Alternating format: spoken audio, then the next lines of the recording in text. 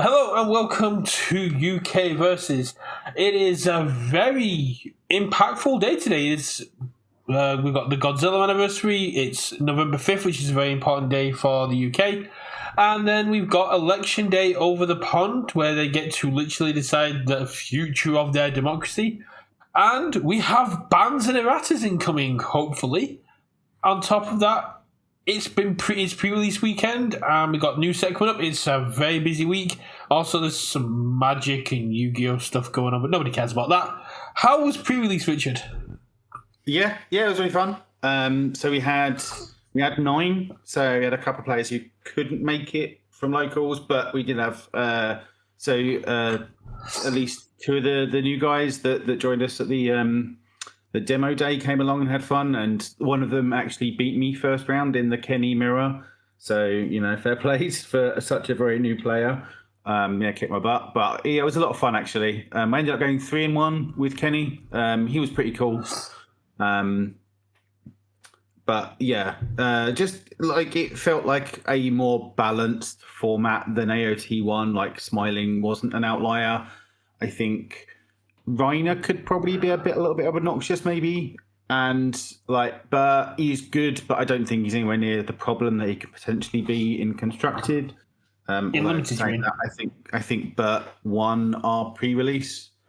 But yeah, it was really fun. I heard Sasha won out in Sheffield and Bert won out in Wales. I don't know who won in Stronghold, but I know an Obsidian Levi's Rampage was pulled, which is pretty cool. The only thing I guess you already noticed was are there any zero diffs in this set at all? Ooh.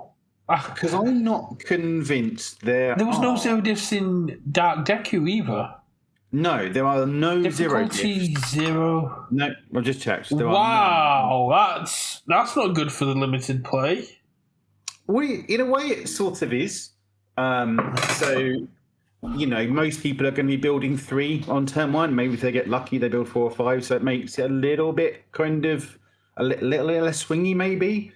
The person who opened loads of zero diffs. I mean, zero diffs usually aren't hugely impactful. Like you might open 2 or 3 in a pool sometimes.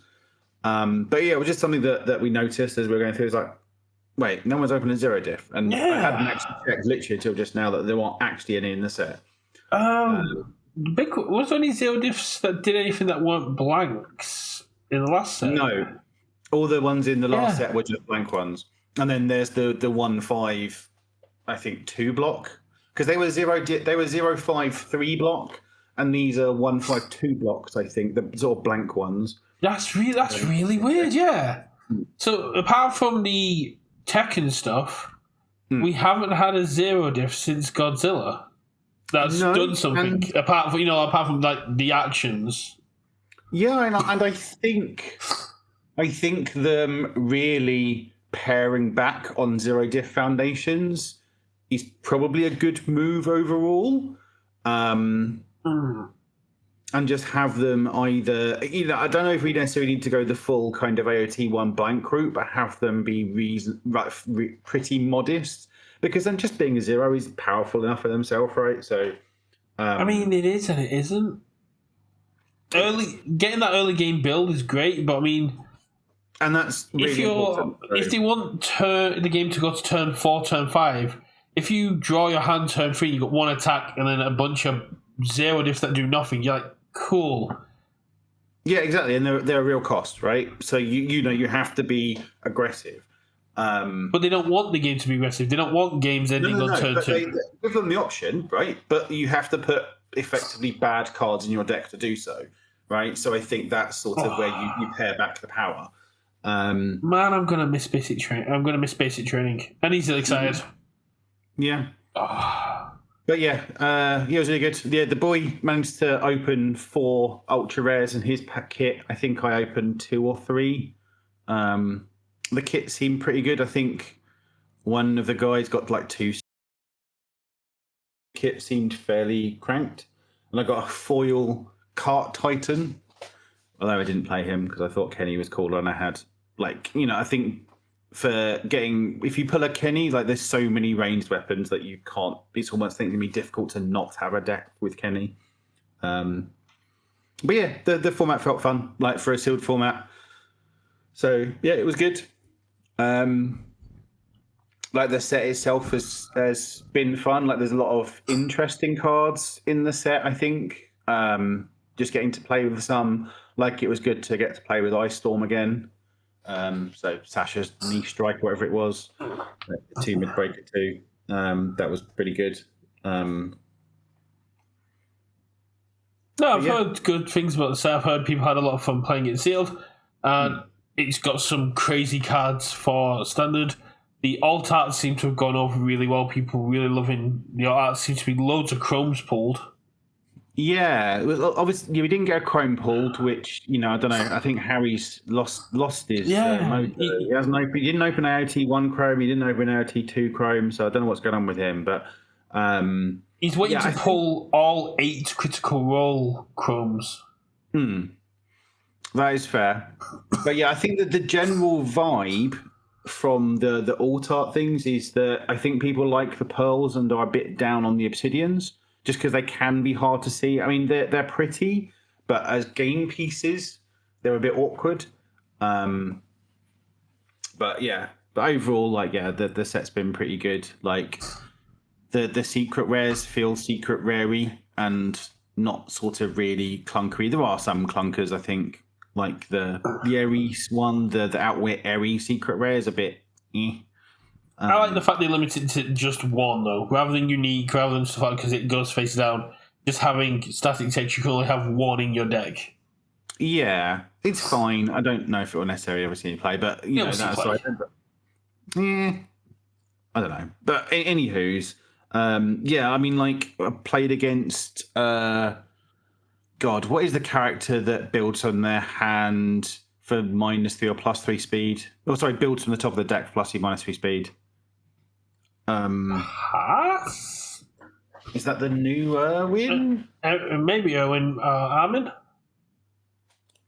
I'll tell you in a second. Honestly, I've not studied the set as closely this time. Connie, no. What's the build top or bottom card of your deck face down. This target's +3 or -3 speed. Yeah, that was a really hard one to win. Just the constant, even though the 5-hander, just building out a lot constantly being able to give -3 speed. I played against a Hanji, and for someone I looked at and was like, Hanji's like whatever.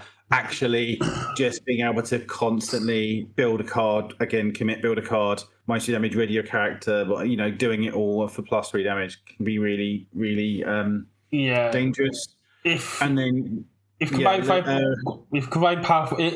firepower doesn't get banned, she's going to be a nuisance. Possibly, yeah. And then against Reiner, that was when I played. The boy was playing Reiner. He basically almost killed me both games we played. I think one game he put me to 1 damage and was 1 short.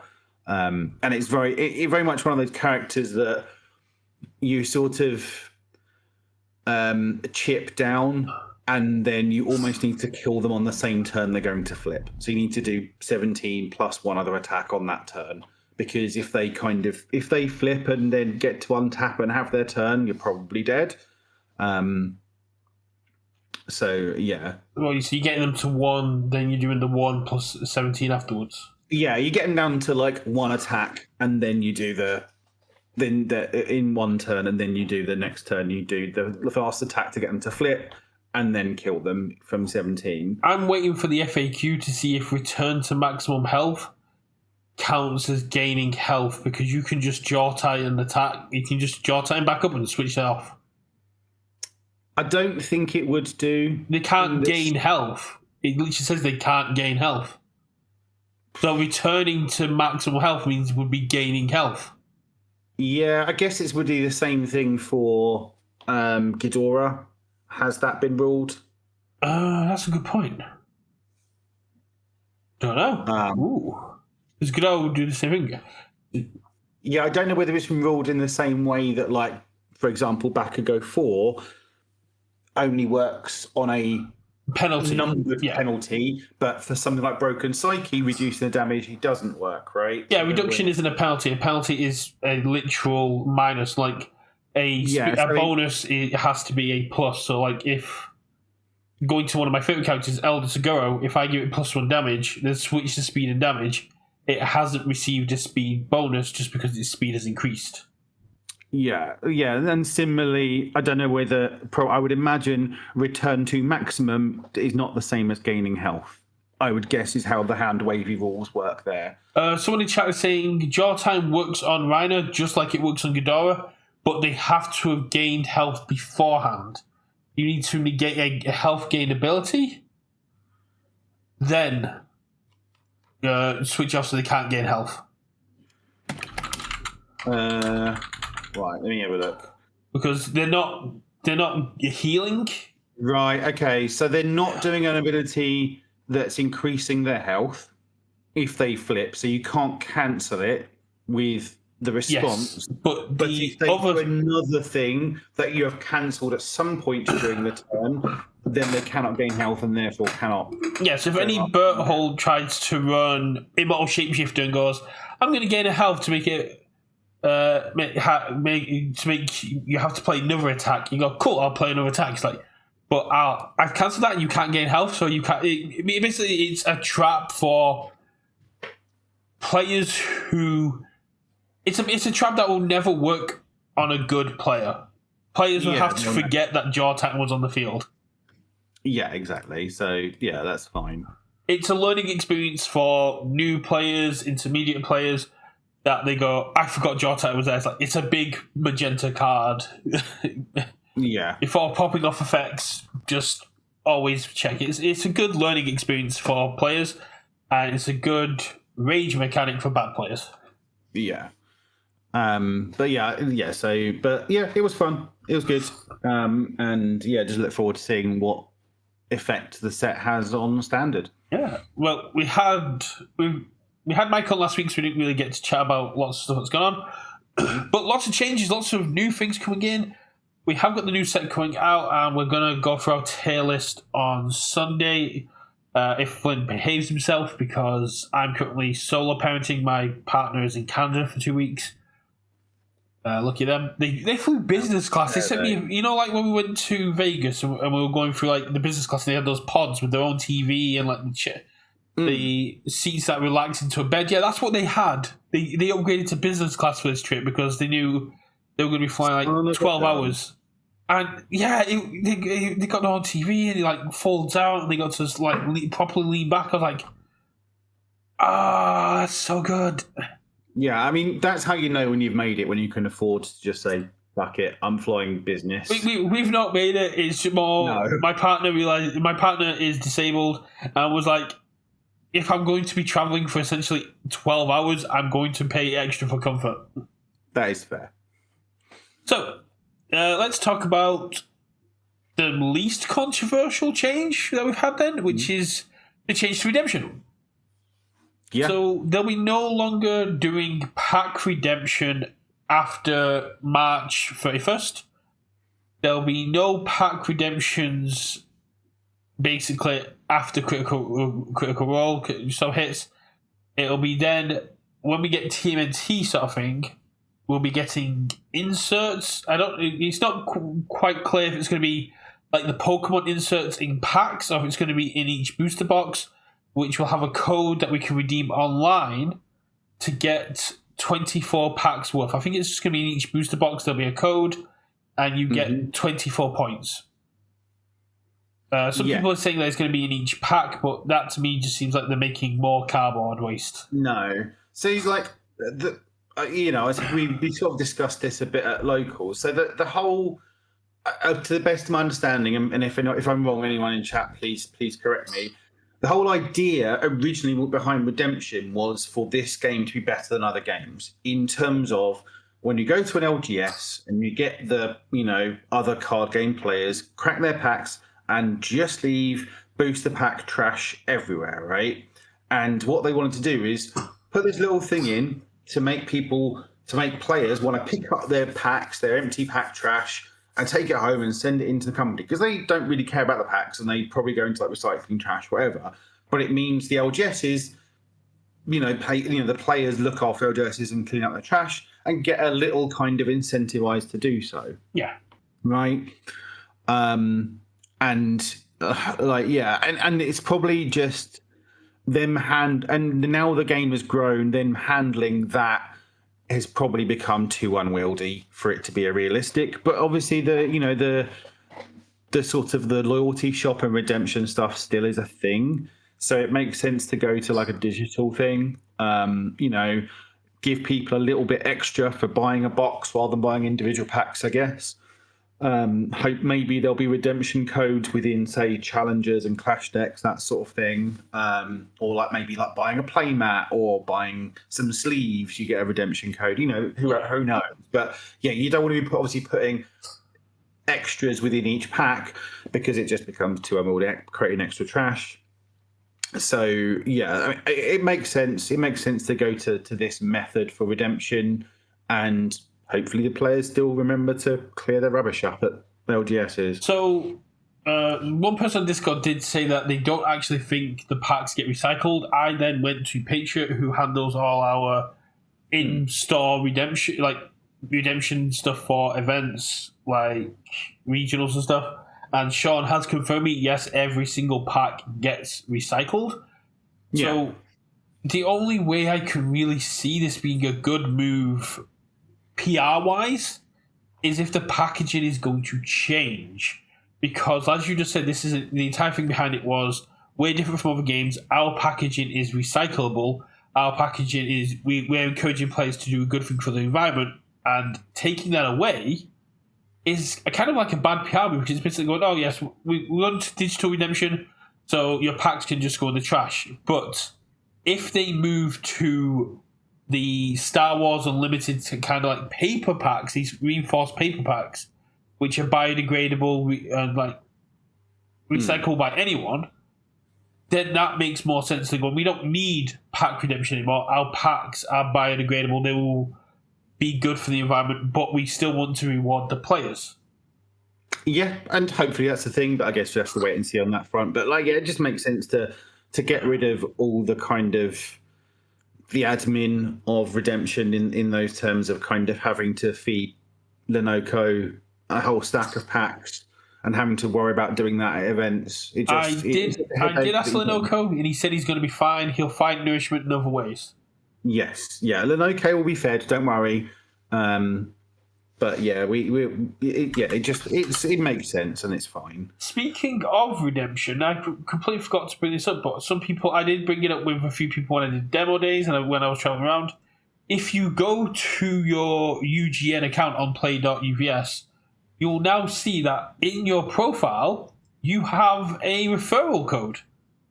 Yeah, I did notice that the other day, actually, when I was scrolling through. It's not customizable. I think it's been worked on to be customizable because when I first noticed it, there was a customized button there, but it's been taken away. I would love just to have like UKversus or Dabby Guy. But basically, getting 15 points for every person you bring in and then get 15 points as well, up to like 5, is really, really cool. Yeah. And so it encourages people to spread out. When you're doing a demo day, you can be like, yeah, sign up now, you'll get your 15 points. It's really cool. I think referral codes is an absolutely great way to go. I just hope we can customize them once they figure out how to not have people memeing on it. Yeah. Now, a little bit more of a controversial change. To some people, I like it, but I'm going to get some hate from the old heads for this. We can no longer commit our characters to pay cost for foundation effects. It's totally fine. Yeah, it's like it's a like, I don't know if anyone's watched it, but if you haven't, I recommend going and checking out Tim Keith's video. So Cetonis, Cetons and Onis. He did a big, long, rambly video about changes he'd like to make to the game, like a bit of a manifesto of things he'd like to see, and this was one of them.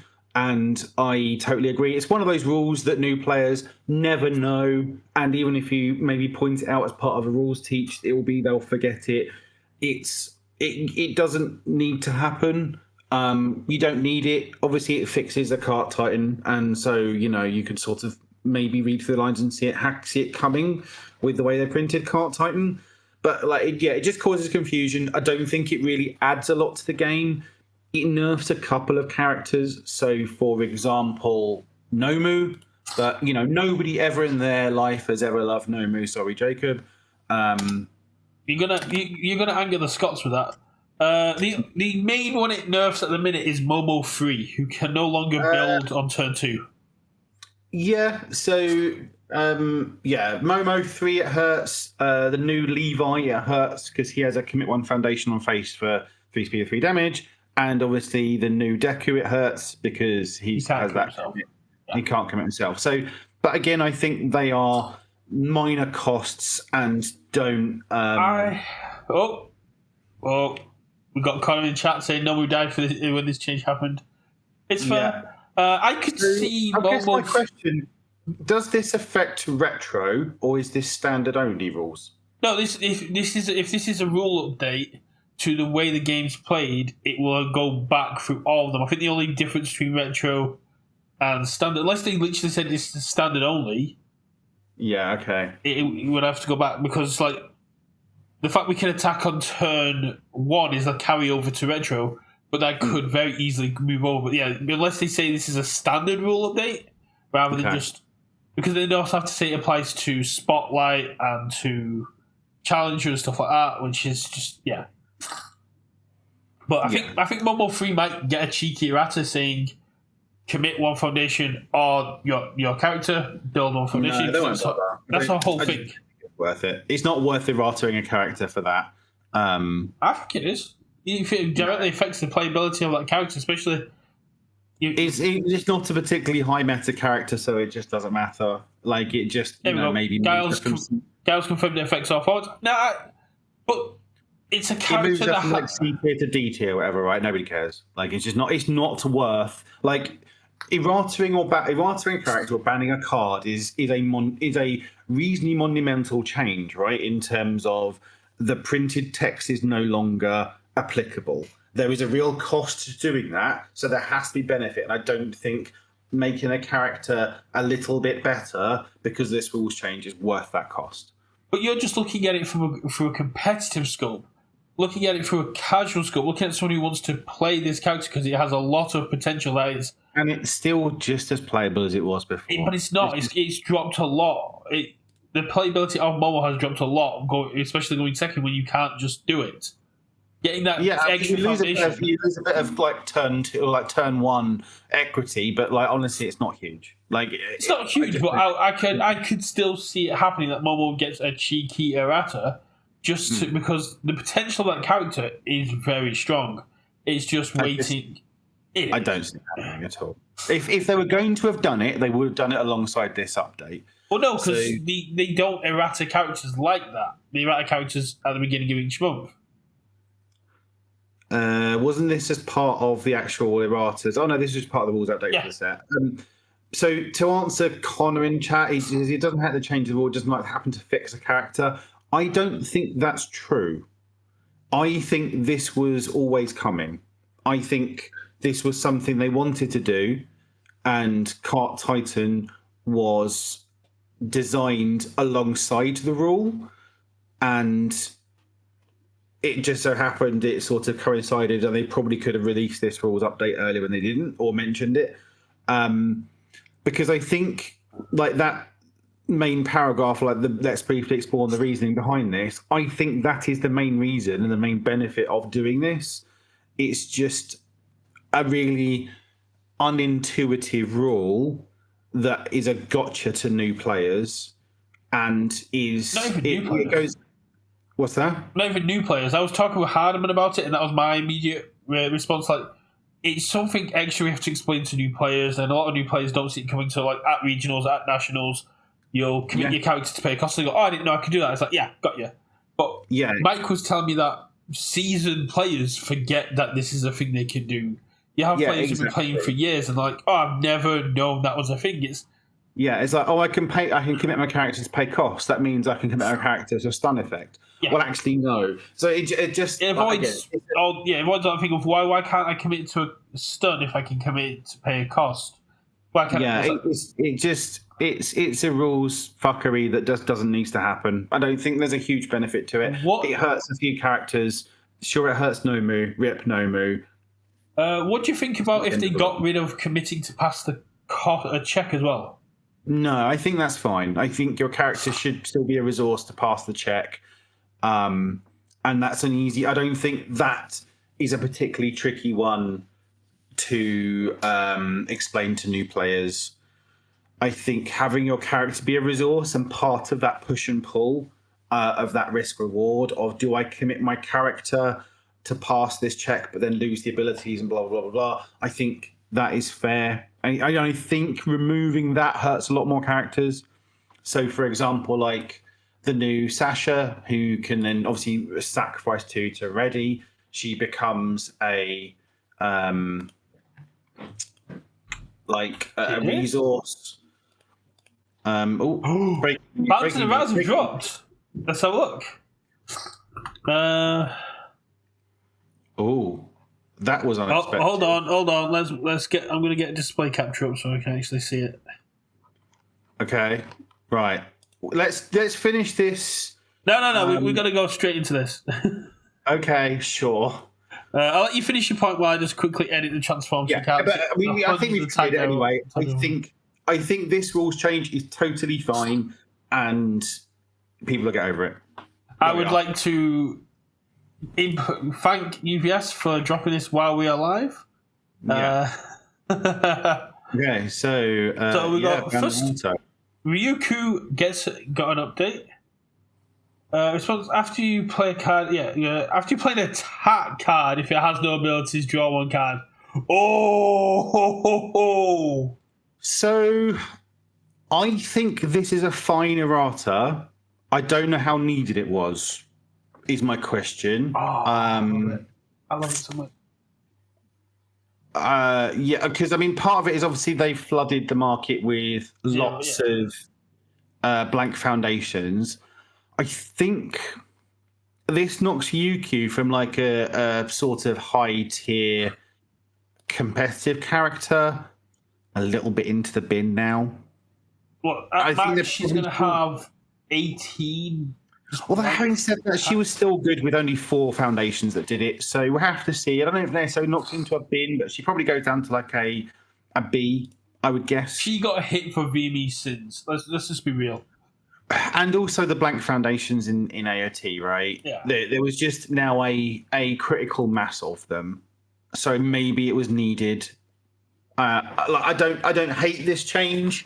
I don't know if UQ was the format menace that warranted it, but I think that's fine. I think the main thing is it limited design space, which is where some of these errors come in. The fact that they can't print blank foundations kind of gives that feeling of 0-1, where they had to limit what charges and weapons they printed because this one character could abuse them. Mm-hmm. Spartan Titan. Spartan Titan, you say plus speed and damage. Now says plus speed or damage. Perfect. Yeah. No! I would have liked No! I know. We'll do it one by one. Don't get ahead of yourself. I would have liked a bit more of a kneecapping on Smiling, to be honest. No, that's fine. That's perfectly fine. Speed or damage is perfectly fine. They give it the Ojo 2 treatment. That is perfectly fine. I think anything more than that is too much.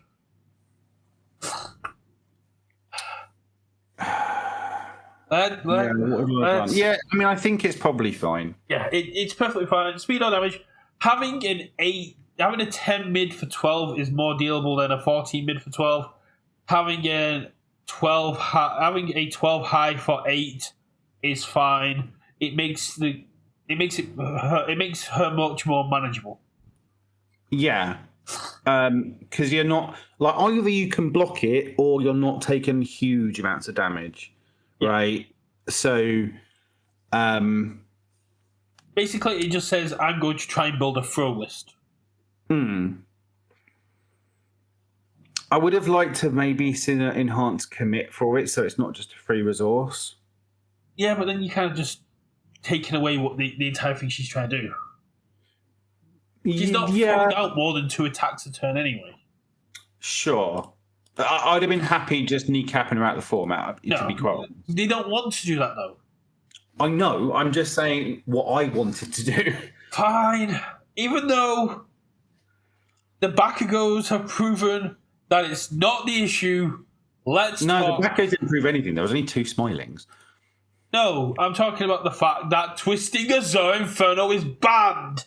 I know, it finally needed to go. It didn't need to go. Okay, so let's get to do the first one first. Look, it was its time. We'll go back to Risky because Risky's the most. Yeah, Risky needs to be banned. That's fine. I understand that. Twisty did not need banning.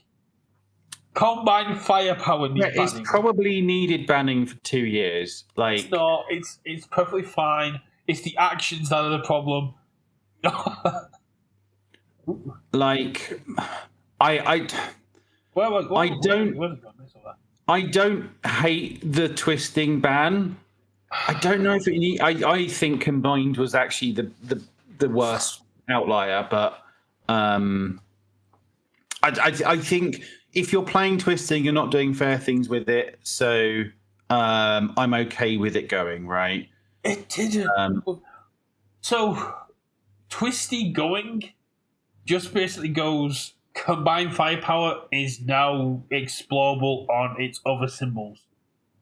It's just going to get abused more. No, because Combined Firepower, twisting isn't the thing that was making Combined Firepower a problem, right? I mean, we'll have to wait and see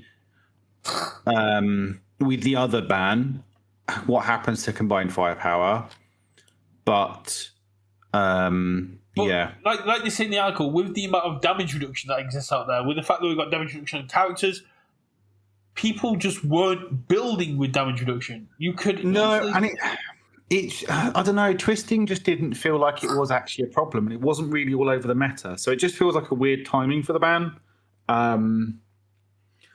Like obviously, Travis's Elder Toguro deck was still there, right? It still existed. Like nobody was playing it, but it was still a thing. Obviously, Kevin took his twisting deck and killed everyone with it in Atlanta. And it's conceivable there are other issues with it, but yeah, I mean, and also like it may be because I think Bert 2 can play it, right? Yeah, I think he has Fire or Death or 2. Yeah, so like that was probably maybe a reason because they don't want it with Bert 2. So it had its time. It's time for it to go. It's really not though, because City Rampage is more of a problem than Twisty Azure. Not even close. City Rampage is fine and is good, but it's not cracked and takes up action slots in your hand. Twisting Azure, you're never doing fair things with it. You never do fair things with Twisting Azure Inferno. But you can interact with Twisting Azure. It's not just... You can interact with City Rampage. You can't. You have to run specific cards to interact with City Rampage. If you're running damage reduction, you're not running it specifically for Twisty Azure. You're running it for all attacks. You have to run specific action-hating cards to deal with City Rampage. The things like City Rampage for Genkai's Guidance, for all the other really good actions in the format. It's fine. It's totally fine. And sometimes you draw City Rampage and no attacks, or 2 attacks. And you're like, why am I playing this when I could play a 3rd attack? I think City Rampage is good, but overrated. It's really not. But Twisting Azure has always been a problem. And frankly, the fact that it's dodged the ban bullet for this long has been crazy. I think it's honestly, this Twisting Azure ban feels a lot like the Back Alley Haymaker ban, right? This Back Alley Haymaker should have been banned a long time, probably before than it did. And at the point it got banned, it was like, well, it's not really an issue anymore. And I think it's the same with this. Twisting Azure should have been banned bloody ages ago. And at this point, it feels like, well, Twisting Azure is probably fine, actually. But it's not. It's fine. It's the actions that are the problem. It's the action. Well, yes, it is. It got banned in Metro because because actions were able to keep getting kicked out, being able to keep being replayed, and it was able to abuse those actions. And the same things happened here. We now have actions that draw more cards, that can be kicked, that can be replayed. And this is the engine that lets it pop off. So I mean, again, taking out Twisting Azure, I don't think is unreasonable. I think it's 100% unreasonable. I think. Yeah. I understand it because it limits design space. The exact same thing I was just arguing about with Ryuku, because it limits what actions can be printed. I just think hitting Azure here when combined firepower is the bigger issue feels like a band-aid on a gunshot. It's like, again, I think Twisting Azure going is fine. I don't have an issue with that one. Like, again, it should have gone ages ago. Risky Encounter is the weird one, you know? No. Risky Encounter increases your hand size by 1, means you always have access to an attack, and is basically allowed casino decks to become the meta, because as soon as one hits your discard, you can kill from any position. Yeah, I don't hate it, don't get me wrong. I think it's not unreasonable to ban it. No. I think combined firepower was more of a problem because it's the engine and the payoff for those things. Like it mills, it gets your other payoffs into the graveyard, and is the payoff because it gets itself into the graveyard for then more damage on stuff. It's 3 blocks. But it's you're talking lemons and apples. Risky Encounter and combined firepower, although interacting in the same deck, are 2 separate issues. Risky Encounter is an issue in itself. But like if you take out combined firepower, you don't have anywhere near the mill power in order to maybe mill your Risky Encounters. Again, I think risky going is probably fine. Hold on a second. Let's just go back to that. You don't have the mill power when you've got Wolf, Knots, Flask. Oh yeah. Don't get me wrong. You're not like you've not got any. But removing combined firepower removes a big chunk of the engine, right? So you're not going to see your riskies as consistently, is what I'm saying, right? I think risky going is fine, and I think if I were to read between the lines and make a guess here, would be that they had to make a decision between either getting rid of combined firepower or Risky Encounter. One is a rare, and one is part of a sealed, like, fixed deck, and that was maybe the deciding factor between them. I don't know. That's a guess. I think Risky being a way of ending games and punching through walls, I think was a good thing. But it probably was, and I say probably, it almost certainly was, overtuned too high. And because they can't errata cards, because they don't errata cards unless they really bloody have to. They don't errata the errata characters. Yeah, exactly. I think like Randos was the only one they ever actually did a. Oh yeah, they did errata for, which is weird. It's like because they could have maybe given it like a -1 difficulty, or I don't know. They could have tweaked the numbers on this to make this reasonable. It'd be interesting to see, without this being one of the payoffs for the casino deck, whether combined is still the problem it sort of is. I think it probably still is. But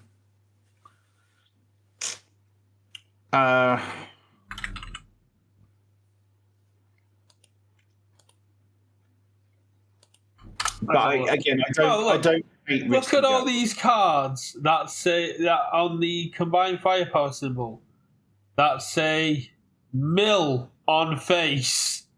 I didn't. Yeah. Oh, there's a second page of all these cards apart from the bottom one in standard that say mill. That's just mill. That isn't even like the discard stuff. This is not after Jetbird. It doesn't include What is before in Jetbird. relation to what if we killed combined firepower? No, so you say that the casino decks won't have access to the same thing about Risky, but No. They don't have necessarily as in the payoffs, right? Like Risky is one of the big payoffs for that. Risky is just a symptom. The main issue is the fact that it can just constantly be replayed as a block. It can constantly be replayed. I mean, Mike and Liam and even Adam put in forcing surrender so it can be kicked. I think Mike even said last week he played 4 of them in a single turn. Don't get me wrong. Like, I think combined is a problem, right? Also, Lenoco, please clarify, what is the spotlight format that combined firepower is legal in? I assume you mean seal deck format for that one. I think combined firepower will still be legal in the Challenger series. He means risky encounter. That's what he means, right? Yeah. Yeah, they'll still be legal in Spotlight, which makes sense because you don't have access to the same things. Because it's combined firepower, that's the issue. It is. I don't know. Like I think one of them needed to go, and I would have leaned on combined going, but risky being one of the big payoffs for doing that thing, right? Because like combined firepower, puts loads of damage on stuff, but you can still win theory block, right? So the final round, that's Jacob, right? Wild takes. What was that in relation to? Is that like mine or Brett's usual wild takes? I think that might just be me defending it. So, I think combined firepower is just if he doesn't get hit before Nats, it's just going to be an absolute monster to deal with again.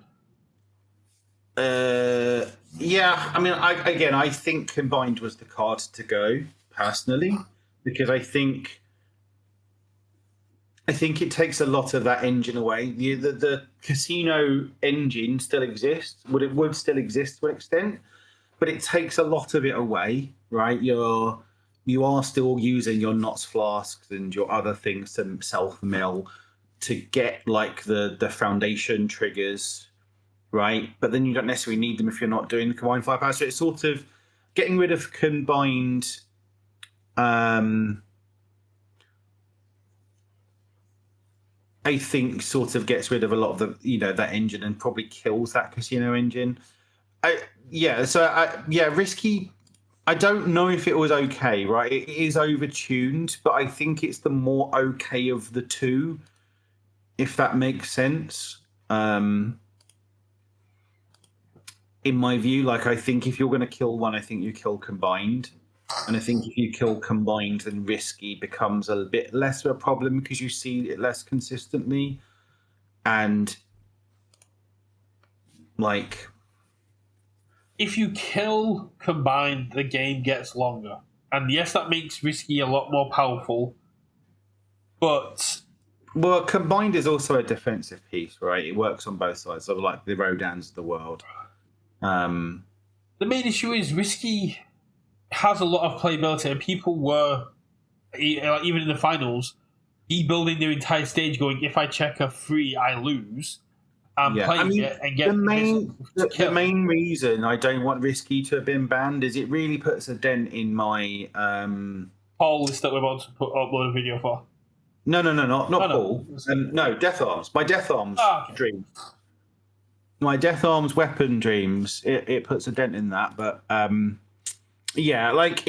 risky is a problem, and I think it going is probably risky fine. Would be a problem if games were lasting more than 10 minutes. If you only if you only need 3 foundations to kill your opponent, risky's not the one that's killing people.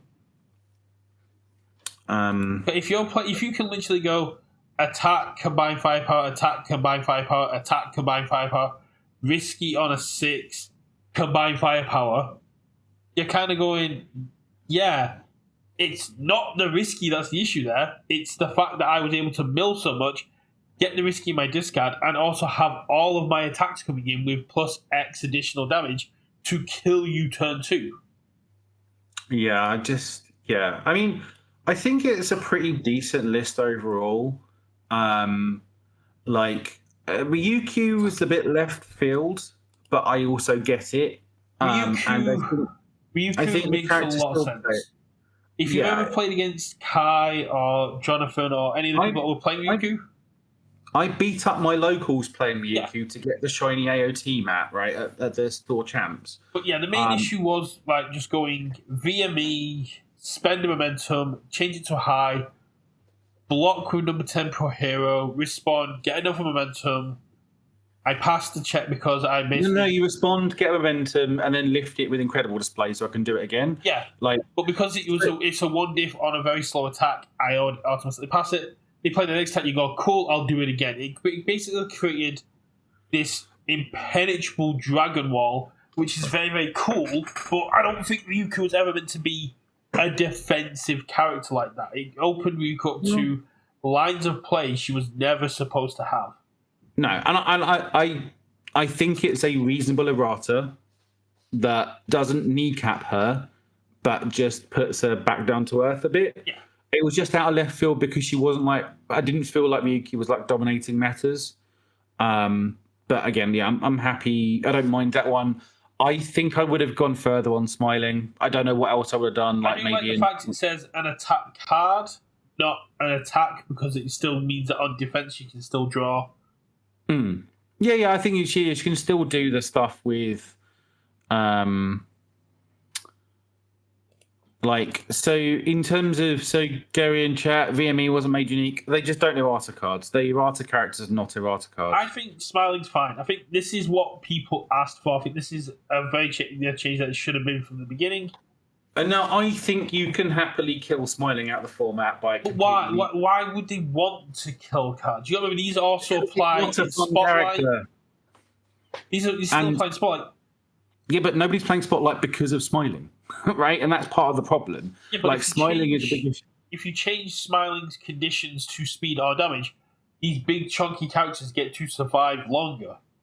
You get to pop off what your deck's actually trying to do. I think it will still be a non fun experience playing Smiling, but like, sure. But I think I would have gone further, and because looking back at Ojiro 2, right? Ojiro 2, in a very similar way to Smiling, had a very linear, I'm just going to kill you, you're not really going to interact with me too well kind of game plan, right? And had a very set things like Smiling plays the big chonkers.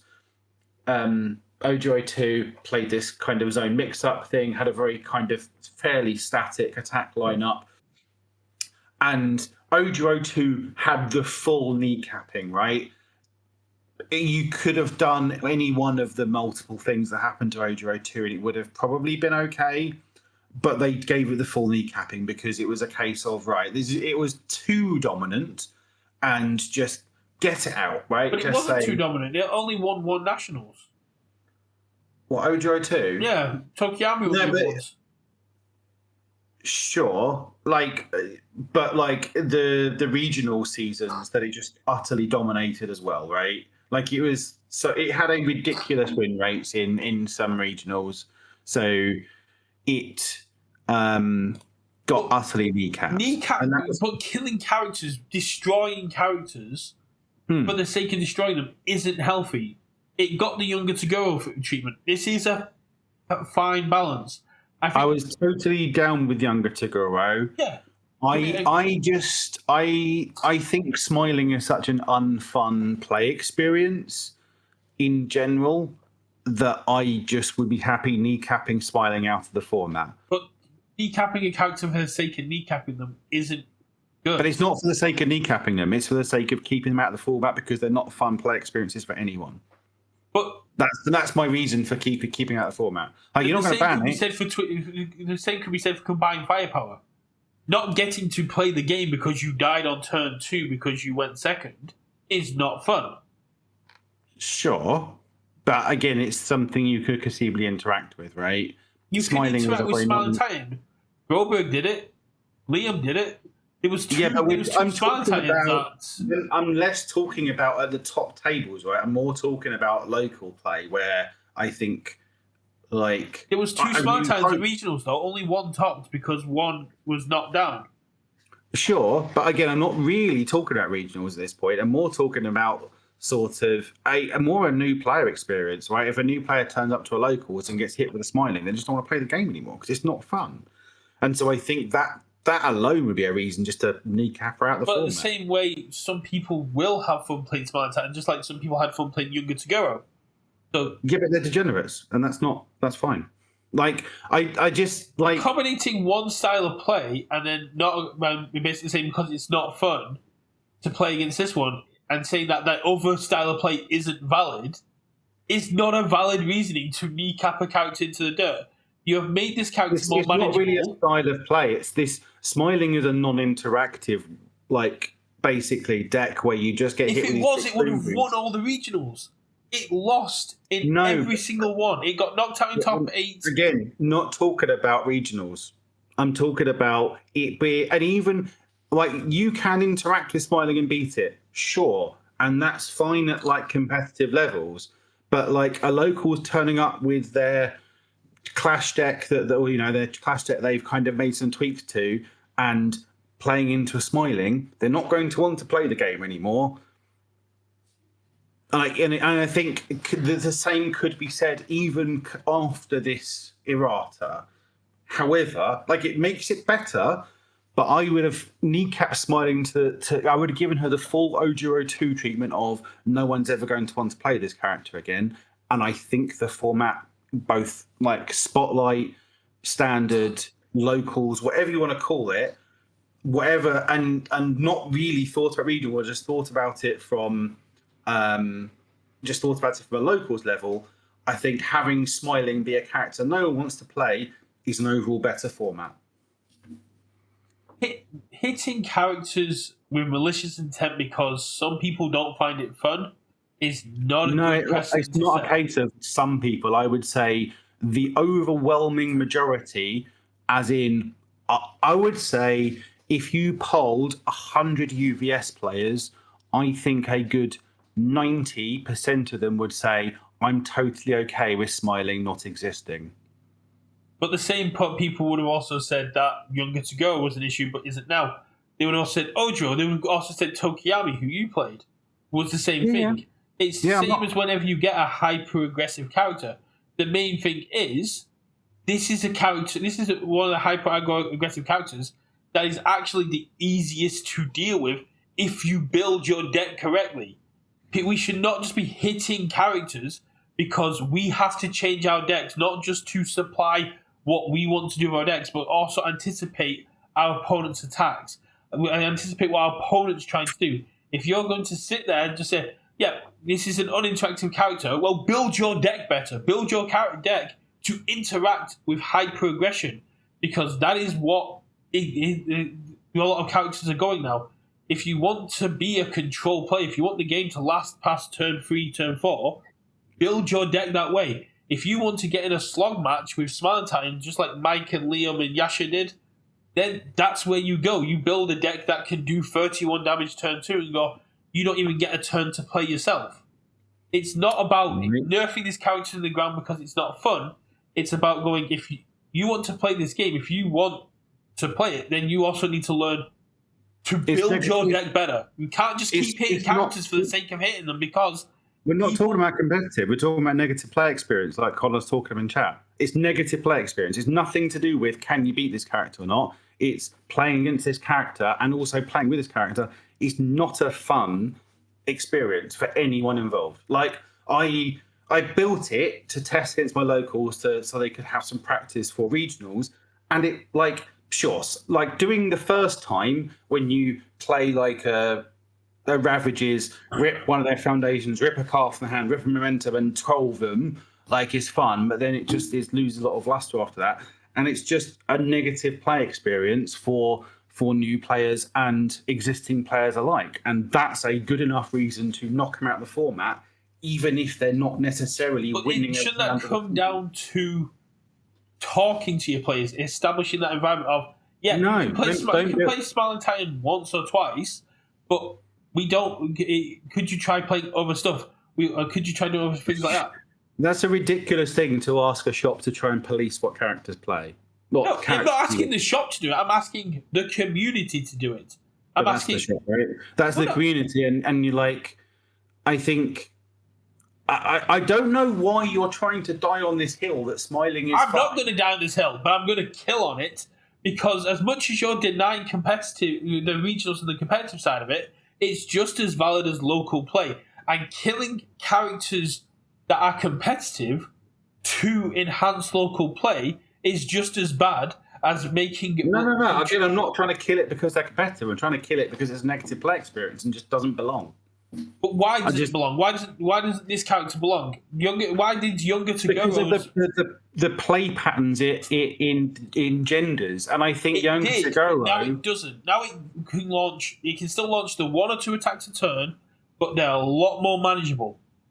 What I'm saying is, I think it could be, but I think the looking at younger Toguro, what that did felt like enough of a pare back of the power to where it was a lot more interactable. There was a lot more risk reward with what Younger was doing, and it felt like a lot more of a reasonable character that could still be competitive.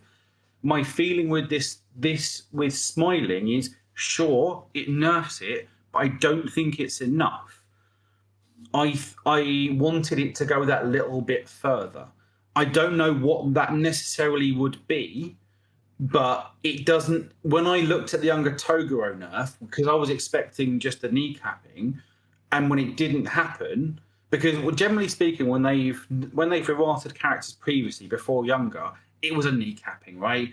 Whenever they errated a character, they got errated to the point where they're just not playable anymore. A pseudo banning, right? Younger Toguro was one of the first ones I looked. We saw that was actually. This is good. This is a character that now is still totally playable, still has that game plan, but feels a lot fairer. And that felt like a really, really good errata. Like sure, Younger hasn't really seen me play, but I think it could. I think it's still probably competitively viable. Now, when I look at Smiling, I wanted, and you could look at it and look at this as, was this the Younger Toguro treatment? I don't. Like, if you say, the peak was here where it was, and this is a kneecapping, and this is what they got it to, with Younger, I think they haven't got to that point with the Smiling errata. I think they haven't brought it down enough. And that's why I wanted to see more. Just to address what Colin's saying, I'm not saying to gatekeep the character, not to say stars and players going, you shouldn't play this, but you should have a star environment. You should have a feeling in your star that they don't have to be competitive all the time, that people can play what they want. The reason you had to make Smiling for your locals to test it is because none of your locals wanted to play it. So if it's not being played anyway... Yeah, but I can only talk for mine. I'm talking about for worldwide, right? We don't know what everyone's locals are like and what their communities are like, right? Mike and Liam told me they tried the Smiling thing. They played it for 2 weeks and then they got bored and they moved on to something else and they tried other decks. And that's kind of how the games go.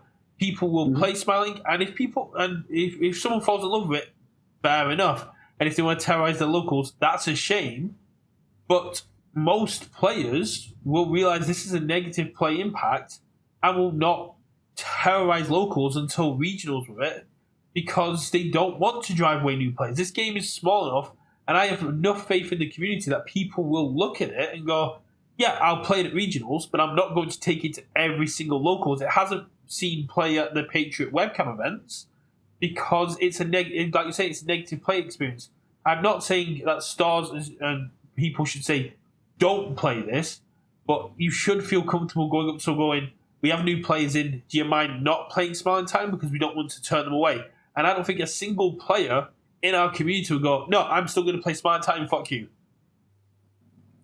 Sure. But yeah, I think just take that worry and decision out of them and just like effectively shadow ban this But character. why? Like, It's the kind of character we still need in the competitive format. Killing no, we don't. competitive We characters. don't. We don't need smiling in the competitive environment at all. There are characters that do this sort of similar thing that can do the big boom booms quite happily without being smiling. Like, so let's say the errata was enhance tenacious or enhance commit, right? Your attack gets plus X speed or plus X damage. X equals your attack's printed difficulty -6, right? Completely fucking kneecapped it. How many people do you think would have given two shits this happened? Right? How many people would shed a tear for Smiling Titan? 0. Maybe not quite 0. There's probably going to be a couple of like dedicated Smiling Titan players that would have been unhappy.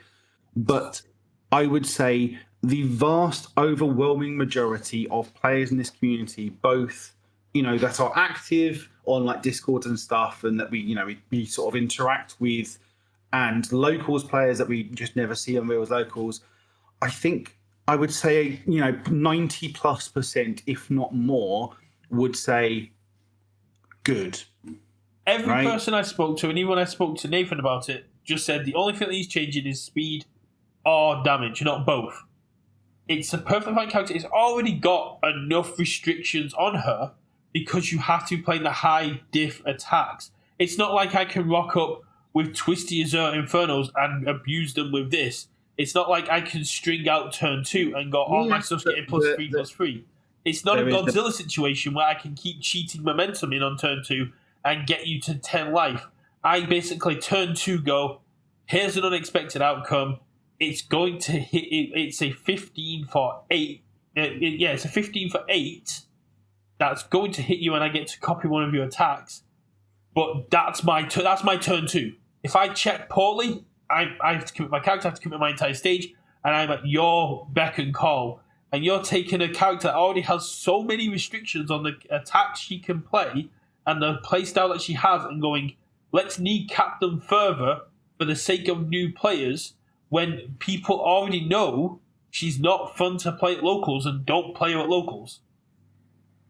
You're adding more to a character that has so many restrictions into the way that you have to deck build it already, and saying it's not enough that they've changed this to speed and or damage.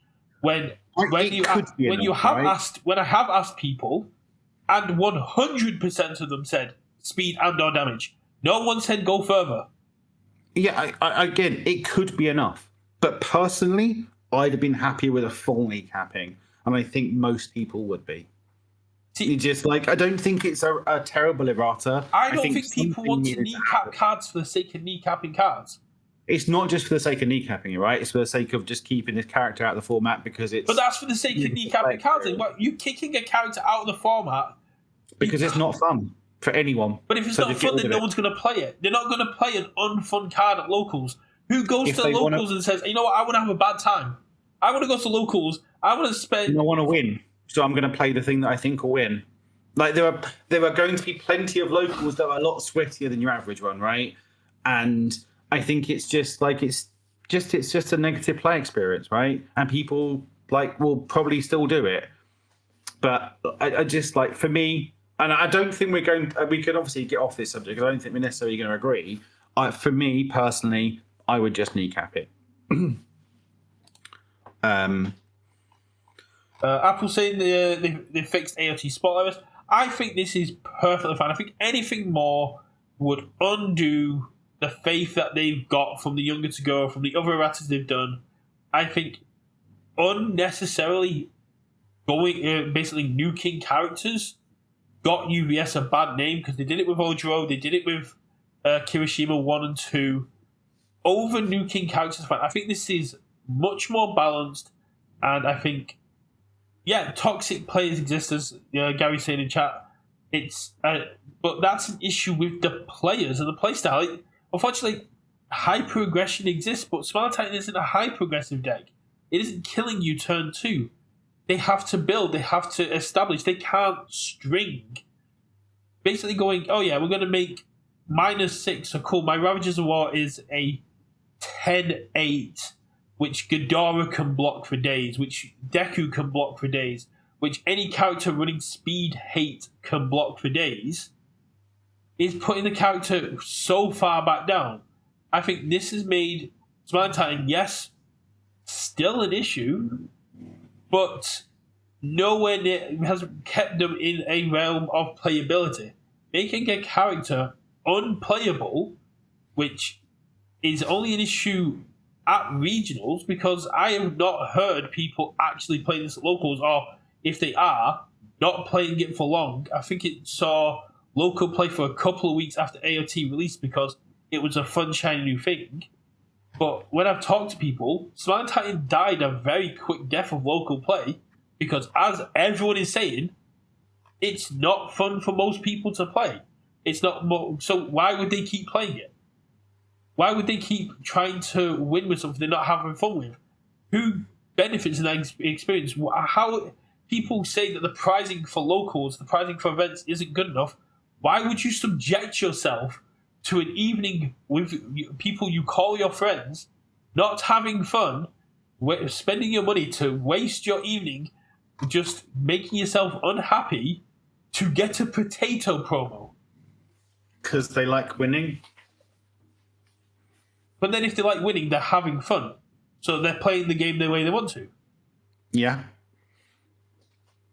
I just think, again, we go round in circles. I just think Hitch potato. Yeah, I would kill for a potato promo. Hitch, I would kill for a potato promo. I'm glad she got errated. I just would have gone further. It's probably fine, but it is perfectly fine. I think this is absolutely fine. This is like I'm probably going to go on this hill.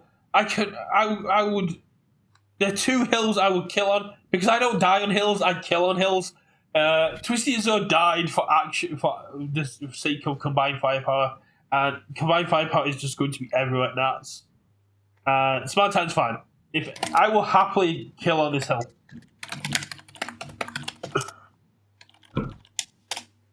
The next meme I want, Hitch, is I've sent it to Matt. Is I want a promo for Critical Role called "You're a Badass" unnamed NPC. After listening to the podcast, I think that's a perfect card name. I was listening to the podcast. I was on episode 15, and this unnamed NPC gets a natural 20 to save the party, and then rolls 2d6s on a 2d6 damage roll. So essentially, just 24 points of damage, and all you hear is from the back going, "You're a badass unnamed NPC," and like that's a card. That's a card right there. But yeah, I think we did. We never got our potatoes. Yeah. I still would have got rid of combined, but I think see what the landscape looks like without risky in anymore, and see if combined is still a problem, and then they can probably review it. Yeah, right? I pulled 5 cards up that people identified as problems: combined firepower, City Rampage, Risky Chaos, Smiling Titan, and Berthold. Berthold did not get touched. Mm-hmm. But Berthold could get touched on Friday. We get an extra thing. Well, again, he hasn't got twisting anymore because I'm assuming twisting was part of his game plan. Again, I haven't really looked too hard into what people. No, Berthold just gets to remove cards. It's just dumb. Yeah, I know Matt said that Critical Role's already the Princess, but he would suggest it as a promo. But we never say no. I am really enjoying listening to the Critical Role podcast. It's interesting after watching the show to hear all the different lore that led up to the show. But I will do a separate thing on Critical Role. I mean, City Rampage, is going to be nowhere close to banning. City Rampage just needs an errata that says first form. No, yes, it's fine. There's nothing wrong with City Rampage. It's really not.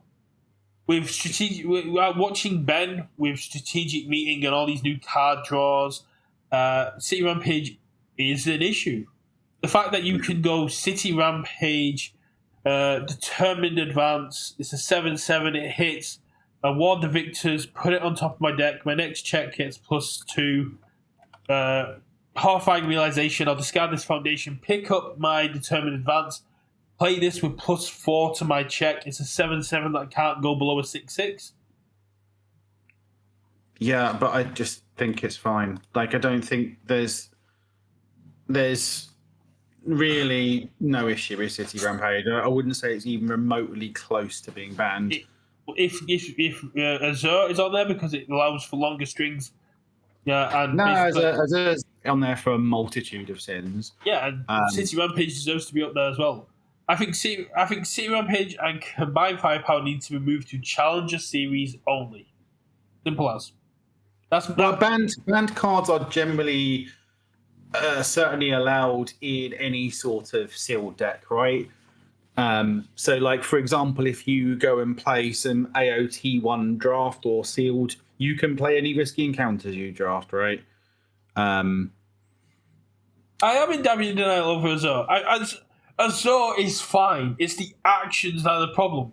Azure was fine in retro. It's the actions that were the problem. But yeah, combined, I think probably needs to go, but we'll have to see how it looks without risky being one of the payoffs. Yeah, but yeah, overall, I think it's probably a good list. I think, Ryukyu getting touched as left field, but I think is also fine. I think Smiling is fine to go. Twisting needed to go like a year and a half ago, and Risky, yeah, I would have liked to have been able to play with it a bit more, but I'm good with it. Play Spotlight. I think these are only standards banned lists, right? Yeah, but I can't play Death Arms in Spotlight. Yeah, these are only banned in Spotlight, so you can in standards, so you can still play Risky in Spotlight, which is fine. Means I can just change my Levi to a AOT Spotlight, which is gonna be fine. Right, could someone ban Apple from the chat, please? We're talking about Yu-Gi-Oh. Why? I think Lenoco still has mod powers if he's still here. I mean, I've got mod powers, but I was only joking. But no, I think Ryukyu getting hit for VME sins is a decision. I'm not quite, but I think making her less defensive is very good. I've played against Ryukyu with even a pop of the Ryukyu list. The defensive power is very strong. Smart is fine. Risky probably should never have been existed. Risky was a mistake. No, I don't think Risky was a mistake. It was just overtuned. Like, I think there could have been, you can tweak numbers on Risky and it's fine, but they don't do that. So that's why it probably just needs to get hit. But yeah. And I think because it's a rare, they can be a bit more loosey-goosey about just banning it. Because, like, I know in theory, secondary market is not a consideration. And, you can ask UVS games till they're blue in the face, is secondary market part of your considerations? And they'll almost certainly say no. And the answer is it's almost certainly yes. Just to address Connor and Adam, I get like if your character got banned, but my character didn't get a promo, and it's annoying the crap out of my ADHD that Dabby 2 got a promo, Dabby 3 got a promo with Dabby 1 symbols, and Dabby 1 has not got a promo. And it's annoying me to hell that Dabby 1 has not got a promo this year. I need all three of my boys to have a promo. But yeah, you could. I think UVS certainly will pay attention to secondary market concerns as part of their thinking when it comes to ban decisions, right? So, for example, if they got, like I say, combined versus risky, one needs to go. Combined isn't a product we want our store still to be able to sell. Risky is just a rare in a set. This is the least risky, no pun intended, in terms of affecting sales, right? Similarly, like if risky was an ultra rare, it might have got a bit of a longer leash. Like, there's considerations like that. I mean, given the way that the pull rates and the way that AOT1 worked, I think risky was a lot harder to get hold of because it was a rare. Sure, those things aside, but because it was a rare, I mean, I think it was up to $25, right? Yeah, I think risky certainly should have not had a 3 check if it just because of the name. Like, if you're gonna make it, call it risky encounter, make it a little risky. Give it a 2, give it a 1, right? Here's a question though. Does Azor deserve to be on this list more than Walk the Dog? So I know how your local star owner and local community feel about Walk the Dog. Walk the Dog's cracked, but it hasn't really done much, right? And I think that's why it's currently avoiding getting hit, right? No, it's because it doesn't share symbols with combined firepower. Let's just get that right. Possibly. If it shared one symbol with combined firepower, they both would be on this list. Like, I think Walk the Dog could be up for consideration soon, like after national season, that sort of thing. Okay, I need a deaf chaos character that mills so I can play Walk the Dog combined firepower. Does Wolfwood have chaos? Yeah, he's Chaos Fire Death, I think, isn't he? No, I think He's Fire Death. Oh no, he's Fire Order. He's all. Yeah. Advanced options. Kenny? Ooh, Kenny's a good choice. Character, Chaos, Death. Yeah, and Walk the Dog's a weapon. Right. For Kenny. Oh, if Beard and Titan worked the way it was supposed to, it would absolutely abuse it. But anywho's, as usual, thank you to everyone that was watching on Twitch. And thank you to everyone watching along on YouTube if you're watching there. Obviously, do all of the things like, comment, subscribe, and obviously come check us out live on twitch.tv/UKversus. And we'll catch you in the next one. Yeah, catch you in a bit. Bye.